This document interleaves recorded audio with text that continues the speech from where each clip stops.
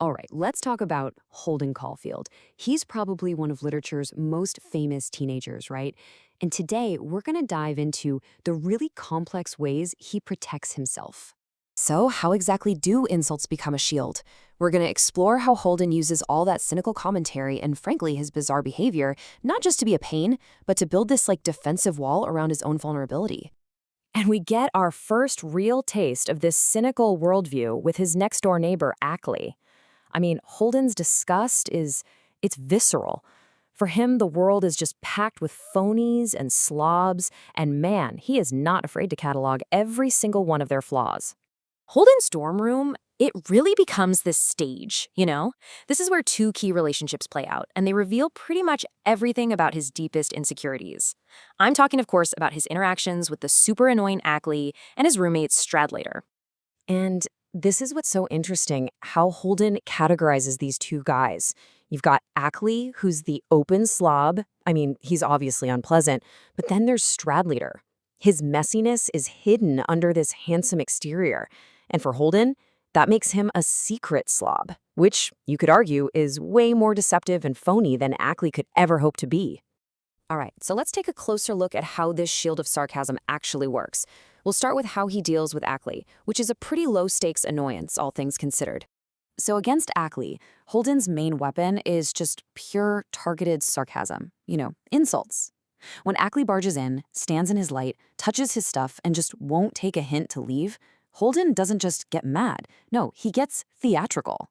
He's using words as a way to control this situation that he finds so irritating and invasive. And what's crazy is, Holden is totally self-aware about this. He straight up admits that taunting Ackley isn't just a reaction, it's deliberate. It's almost cruel, really, a kind of entertainment and a form of control for him. It's his way of feeling superior in a world where he probably feels pretty powerless most of the time. Okay, but what happens when simple insults aren't enough? Well, Holden escalates. He goes from just verbal jabs to full-blown performance art.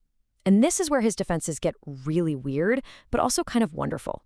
So why is he horsing around all the time? He says it's just to keep from getting bored, but his actions, they suggest something deeper, right? A real need to create this protective, eccentric persona. It's a way to deflect and confuse people, to keep anyone from getting too close to the real Holden. I mean, look at this blind guy routine. This is not just some kid goofing off. It's this whole elaborate act to distance himself and assert this weird kind of dominance over Ackley. See, by becoming a character, he doesn't have to be himself. And if he's not himself, then nobody can really touch him. And then there's the hat. This quote right here perfectly illustrates its true purpose. When Ackley calls it a deer shooting hat, Holden's comeback is, well, it's kind of chilling. He says, this is a people shooting hat. That tells you everything. This hat isn't for hunting animals. It's a symbol of his aggression and his alienation from the very people he's trying to keep away. Okay, so that's Ackley. But now we've got to pivot to a much more complex threat.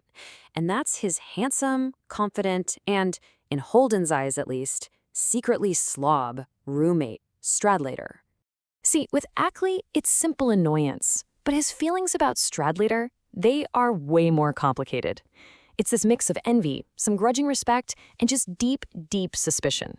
Stradlater basically represents everything Holden despises about the conventional world, but also, on some level, a world he feels totally excluded from.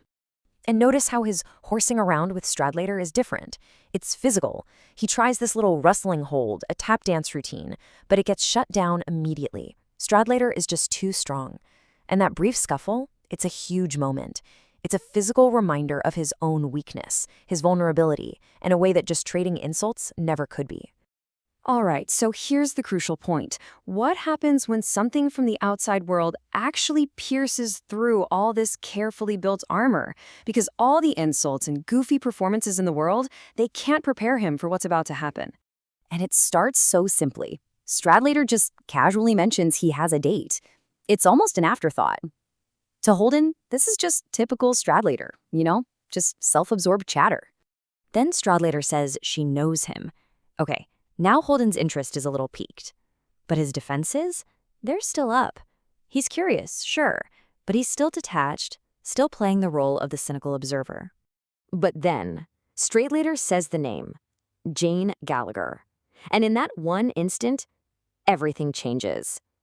All that phoniness in the world he's been railing against, it just became intensely personal and very, very threatening.